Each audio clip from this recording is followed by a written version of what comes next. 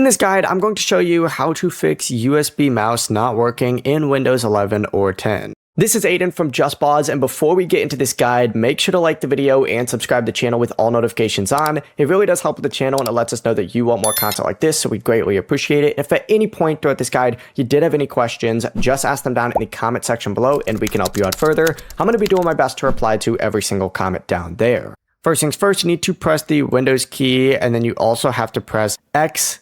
And then right after that, you can hit M to open up the device manager.